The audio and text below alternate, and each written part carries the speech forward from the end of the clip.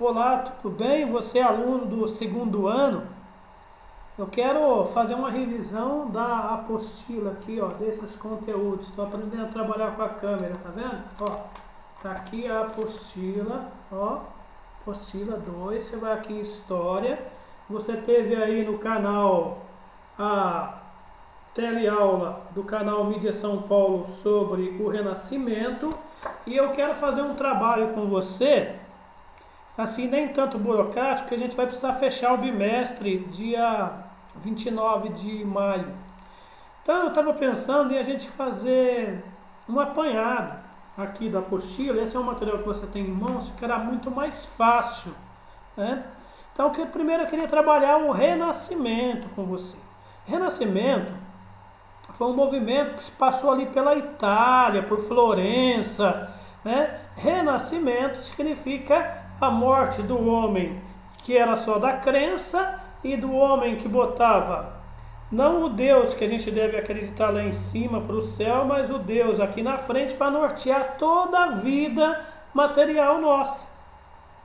Isso vai te lembrar um pouco o movimento iluminista, mas eu quero diferenciar para você. O Renascimento foi no século 14, 15 e 16. O iluminismo já é século 17. O Renascimento, ele vai contestar o poder da igreja, mas ainda haverá reis absolutistas, né? O rei ditador, né? Porque quando você estuda as monarquias nacionais e o absolutismo, você estuda história sobre o fim do feudalismo, a formação de um rei forte que vai estabelecer leis, moeda, exército e território, criado com a classe social que é a burguesia. Você se lembra disso? Você aprendeu isso lá no 7º ano. Agora nós vamos aprofundando isso. Mas o Renascimento, ele vai dar origem ao iluminismo depois. Primeiro ele vai resgatar, ele vai fazer essa contraposição da crença lá. Só que com uma diferença. Ao invés da crença e de Deus estar aqui, Deus ficará aqui na fé, e essa questão nossa aqui horizontal, de igual para igual, vai virar questões humanas, né? Questões do homem. Então, o homem vai começar a procurar a razão. Lembrando a você que você vai ver muitas pinturas renascentistas, você vai ver principalmente obras de arte de Leonardo da Vinci, que não foi só pintor, ele foi inventor, foi cientista, foi botânico, enfim. O intelectual na época, a pessoa que estudavam, que eram poucos, eles tinham tanta curiosidade que iam se especializando.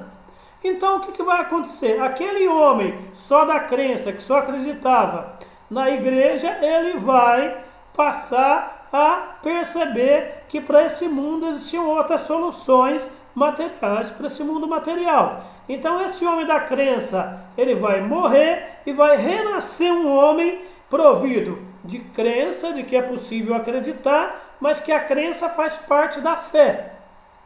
E que para esse mundo aqui, ele vai precisar de soluções daqui.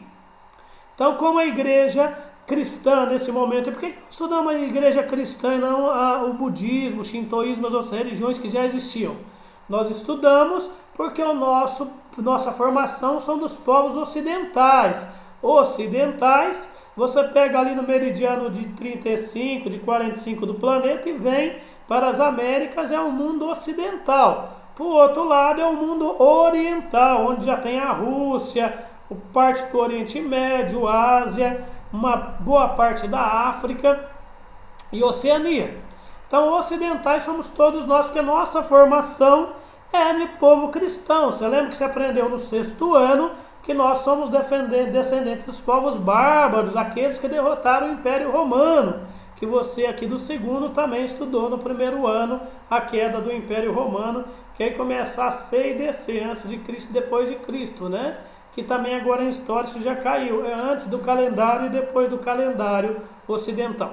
Muito bem, então retomemos a aula. Esse homem, que era um homem que aceitava as suas doutrinas e que era alienado, só olhava para um lado, ele vai começar a procurar respostas para ele de uma maneira mais material. Então esse homem da crença vai morrer, vai surgir um homem um pouco mais vai procurar esclarecimentos. E esse movimento a gente vai dar ênfase ao ser humano. A gente vai dar o nome de humanismo. Então, no humanismo você vai promover o renascimento, que vai ser o surgimento das ciências, filosofia principalmente, né? Medicina, ok? Né? Astronomia e principalmente as artes, né? Lembrando você que é muito simples, o Renascimento está dentro da Idade Média, que também foi considerado Idade das Trevas, mas não é bem assim, haviam outras invenções, né?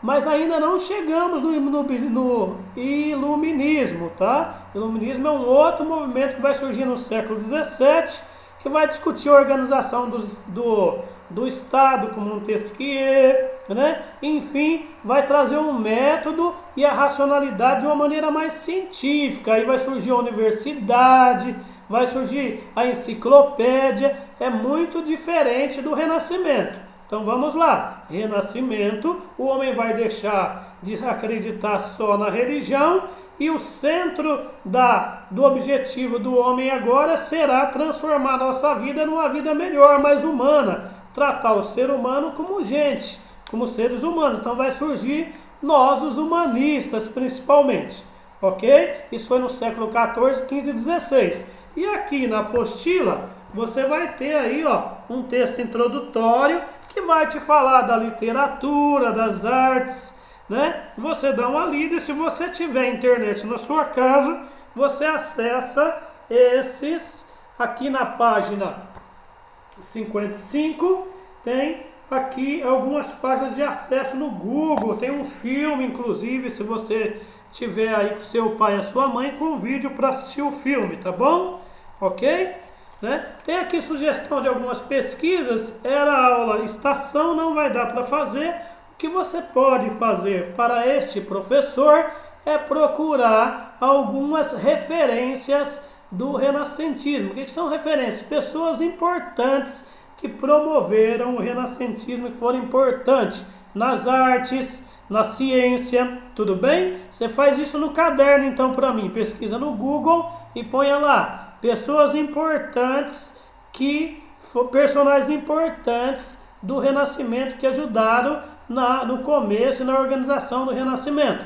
Lembrando você que ele passa por Itália, a referência vai ser Itália, ok? Principalmente cidade de Florença, século XIV, XV e XVI. Beleza? Se liga aí na revisão. Então, Renascimento, deixa de existir aquele homem só da crença e passa a surgir um homem que começa a tentar achar respostas para as questões humanas.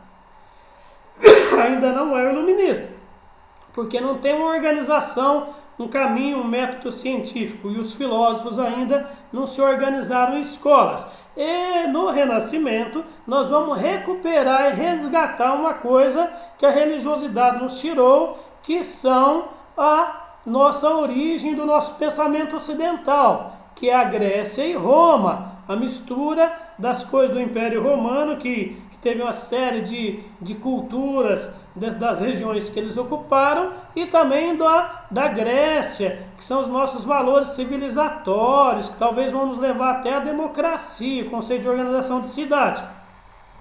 Então o Renascimento vai buscar esses valores greco-romanos, tanto na arte quanto na literatura, enfim, valorização do homem, do corpo, da mente, enfim, tratar o ser humano com humanidade, ok? Então pesquisa lá personagens para mim, personagens importantes do Renascimento, na pintura, na escultura, na medicina, o que você conseguir achar, pelo menos uns 5 personagens, faça no caderno e me passe. Se tiver uma obra importante de arte que você achou bacana e você queira, você olhe lá também uma segunda questão para você, presta atenção. Vamos lá, você vai procurar na internet, se você não achar aqui nessas referências, você vai lá no Google, põe assim, pinturas ou esculturas, artes do Renascimento. Vê uma bem bacana, seleciona. Se você não quiser recortar, você pode colocar a fonte para mim embaixo, tá bom? coloca a fonte e por que você achou essa arte legal, tá bom? Ok? Se você quiser, você pode fazer uma coisa mais bacana ainda. Você pode pegar uma dessas artes e comparar com a fotografia que você tem qualquer hoje. Aí você diz, olha, aqui nessa obra do Renascimento, o artista trabalha isso. Você está vendo que eu estou enquadrado na tela? Você está vendo que existe um fundo aqui, ó? Vou sair da frente, ó, que será que tem lá no fundo? Ó, né? Vou te mostrar outros fundos. Ó, tá vendo? Tem todo um cenário, né? Será que a arte renascentista ela estava preocupada também com os detalhes do lado? Profundidade, enquadramento, tá? Vamos ver se você consegue reparar as diferenças. Lembrando você que nessa época não existia fotografia, então o cara tinha que ser bom, né? Mas tinha uma maneira de ser bom. Um era pintando e retratando de um jeito no Renascimento, outro agora, logo depois, tá bom? Se você não entendeu, é só comparar duas fotos e dizer o que você vê de diferença, ok? Aí você entrega para mim, tá? E tem aqui, ó, as atividades que você vai fazer, né? Nós estamos aqui em História, na página 55. 56, o que ele vai pedir aqui? Ele vai pedir desafio, agora é hora de relacionar ideias e as inovações tecnológicas do Renascimento ao seu legado no presente. Dá para você fazer dessa forma que eu falei para você. Você pode pegar tecnologia, máquina fotográfica e alguém pintando. Você pode pegar um quadro de pintura e uma fotografia. Você pode pegar um produto que eles faziam na época e como é feito hoje e comparar, tá bom? Então você vai responder aí 1.3 da página 56, ok? Página 56 aqui, ó, você vai fazer essas atividades aqui, ok? Tá bom? Tá? Então 1.3, letra A e B. Aqui no começo, essa número 1 não precisa, porque eu já dei uma número 1 aí, você pula, tá? Essa número 1 aqui não precisa, tá bom?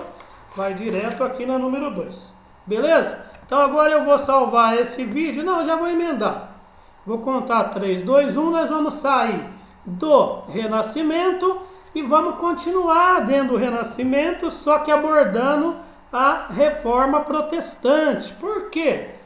Porque nessa época que nós estamos, que está surgindo o Renascimento, vai renascer novas ideias na igreja cristã também.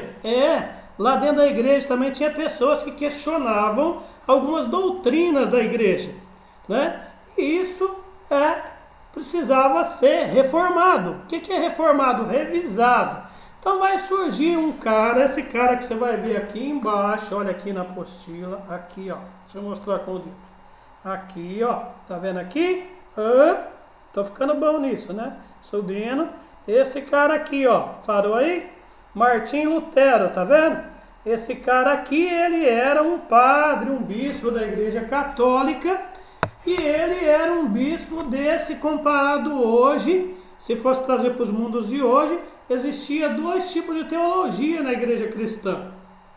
Uma é a teologia da libertação, outra é a teologia tradicional.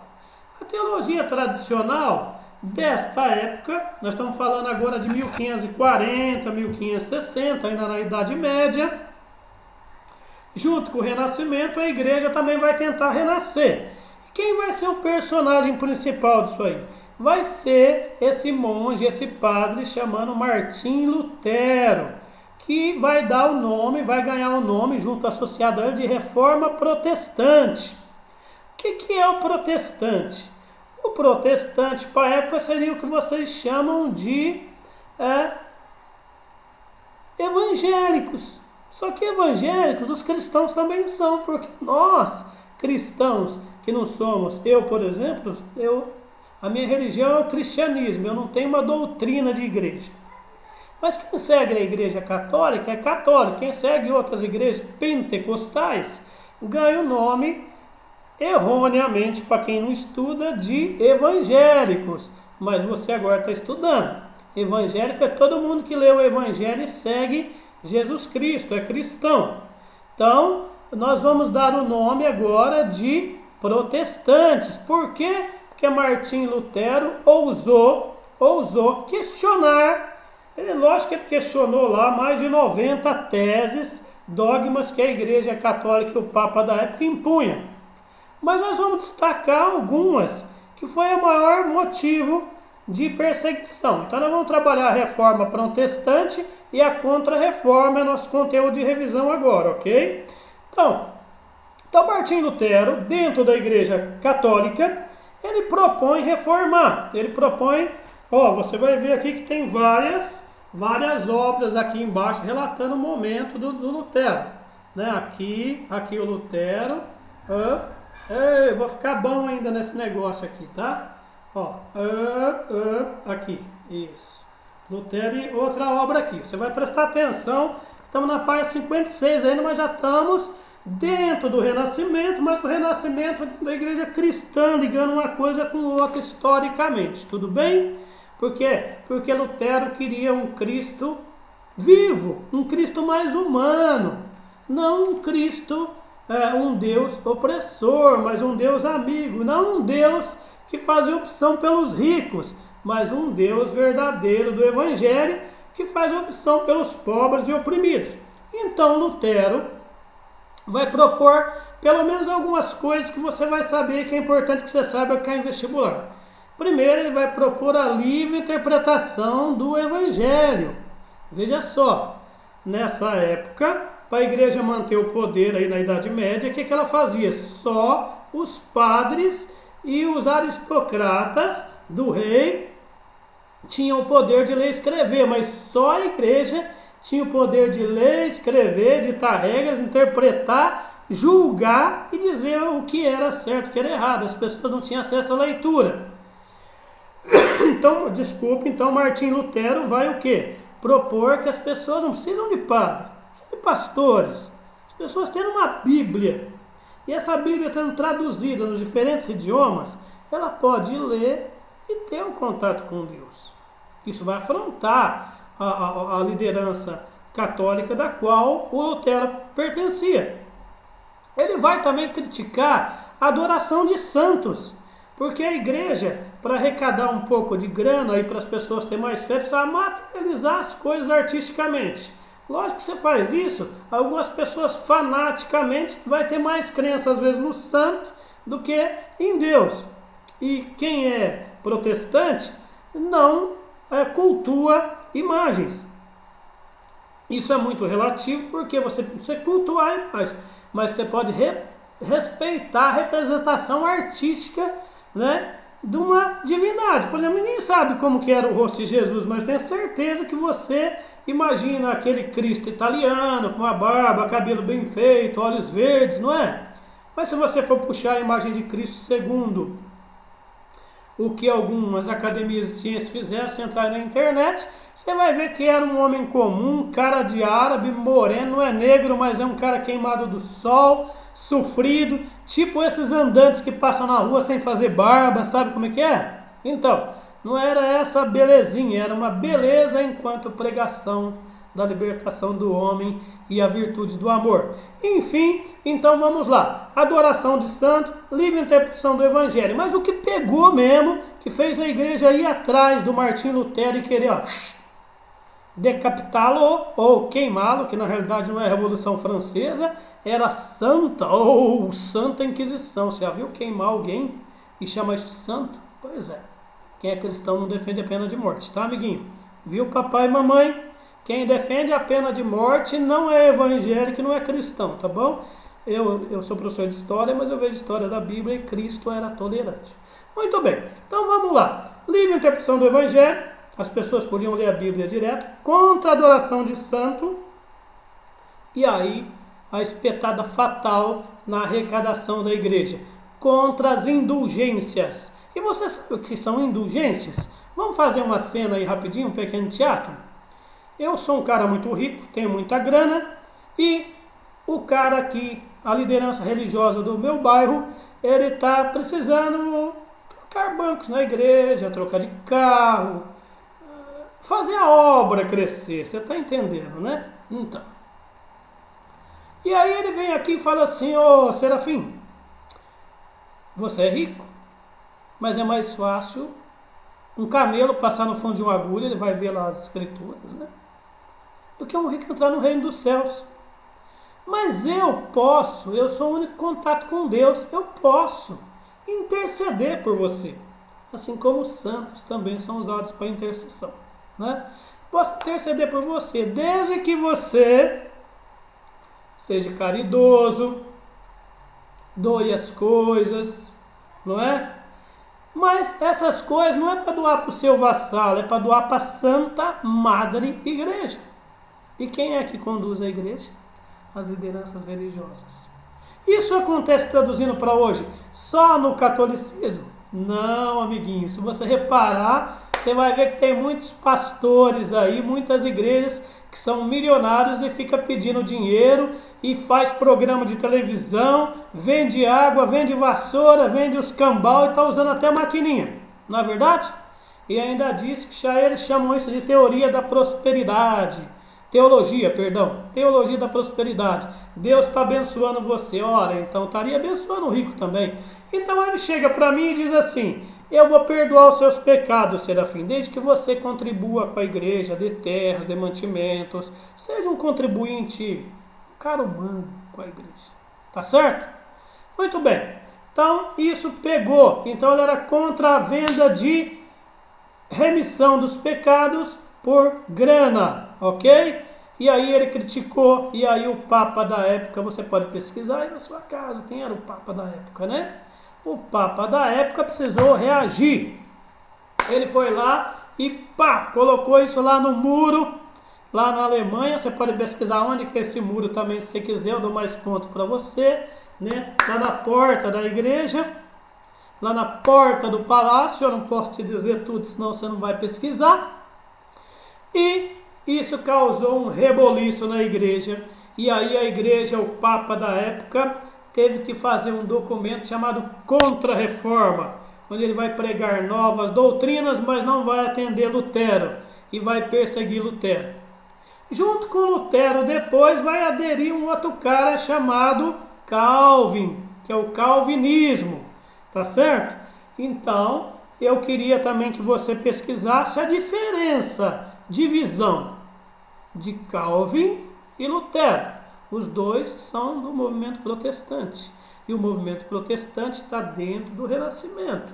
Ainda não é iluminismo, tá bom? Iluminismo é século XVII, que vai organizar métodos, vai, enfim, trabalhar a filosofia de maneira mais organizada, universidades, enciclopédia. Mas nós vamos parar por aqui. Nós vamos parar em reforma e contra-reforma. Então aí a igreja perseguiu Martim Lutero, e o Martim Lutero vivia na Alemanha, e ele vai ter que dar linha na pipa, como diz você, para não ser morto na Santa Madre Igreja. Beleza? Que de santo nesse momento não tem nada, porque no fundo a igreja não queria reforma, coisa nenhuma. E esse nome que esse documento que o Papa da época fará, vai chamar Contra-Reforma. Ok? Contra-Reforma. Agora presta atenção. Eu te disse o que Lutero fez para que a igreja o perseguisse e ele montasse. Ele não queria montar uma outra igreja. Ele tivesse que sair vazado, dar linha na pipa, e daí surgiu o movimento protestante. Daí vão surgir as igrejas metodistas, batistas, tradicionais, chamadas pentecostais. E hoje já tem igreja da com pau, que a gente chama de neopentecostal, né? Aí vai Renascer, a do Chapelão, depois vem do Edir Macedo, e aí vai embora. Tem igreja em tudo quanto é canto, mas ainda é melhor igreja, desde que você não seja alienado, que presídio. Mas tome cuidado com a sua liderança, que você não precisa de padre nem pastor. Me desculpe vocês, eles são só orientadores. Ninguém está falando mal deles, está só dizendo que é você com a sua crença. Não adianta nada você ir à igreja, você diz ser cristão e você não lutar por justiça social, você não lutar contra as injustiças, você não acolher o pobre. A opção de Cristo era o amor e não a arminha, entendeu? Fique esperto. Então aí tem a reforma e contra-reforma. Para você saber mais, tem aqui no Google Drive um site disponível aqui, ó, aqui em cima, você vai entrar se precisar, mas eu acho que as minhas aulas vão te dar uma noção melhor. Página 56. E você vai fazer também no seu caderno, além dessas coisas que eu passei para você, não esquecendo que eu pedi para você comparar. Eu já disse para você o que são indulgências, o que Lutero colocou, e eu quero saber o que o Papa na época fez, que ganhou o nome de Contra-Reforma. Não aceitou as ideias de Lutero, perseguiu. O que ele publicou? Dá uma lidinha lá e faz um resuminho para mim. E depois você vai responder essas questões aqui, ó. Se você tiver dúvida, da página 57. Se você tiver dúvida, você me chama no chat, tá bom? No chat, ok? Tá? Tudo bem? Tem aqui uma carta do Pero Vaz de Caminha, muito bacana. Essa aqui é uma carta de quando o Brasil foi descoberto, Pero Vaz de Caminha, tá? Que também mostra a influência da igreja cristã, principalmente nas grandes descobertas aqui na América, onde eles tinham que fazer a doutrinação dos índios, ok? Tudo bem? Então você vai para a página 57, 58, também vai ter aí, ó, vários vídeos de acesso aí, ó. Eu estou usando a apostila agora, não estou pedindo para você acessar vários sites como eu pedi antes, desculpe aqui. Sabe por quê? Porque nós temos pouco tempo, então você sapeca o iaiá aí, mas presta atenção, tá bom? Tá? Ok? Então, a página 58. Eu vou parar por aqui, vou postar essa aula para você e depois vou postar mais duas para você sobre a formação do absolutismo, ok? E os estados nacionais, que também você estudou lá no 7º. Tudo isso vindo da onde? Vamos resgatar lá? Renascimento. A igreja vai começar a perder poder e o homem vai ser o centro da preocupação do homem. Vai ser o movimento humanista. Aí eu pedi umas atividades para você. Depois, dentro ainda do Renascimento, você vai estudar a Reforma Protestante, que eu falei de Lutero, e Contra-Reforma, que eu pedi uma atividade para você pesquisar quem era o Papa da época e o que ele respondeu para Lutero lá, né? Qual foi a resposta da Contra-Reforma. Você vai achar aí nos sites também, tudo bonitinho, tá bom? Nós estamos fazendo uma aula invertida para que você pesquise também, ok? Tenho certeza que você vai gostar mais se você fizer assim, tá bom? Então nós estamos aí nessa balaiada aí, fazendo a página 55, 56 e 57. Abraço, cuidem-se, não siga a liderança que fala só de crença, não acredite em politicagem, não vá em churrasco, cuide-se, abre o olho, lava a mão, põe a máscara, tira a máscara direitinho, protege a sua família e os seus velhinhos, sabe por quê? Porque essas lideranças políticas querem que o pobre morra, mas nós aprendemos história e, como diz Lutero, nós podemos ler a Bíblia e temos autonomia. Abraço, fiquem com Deus, tchau!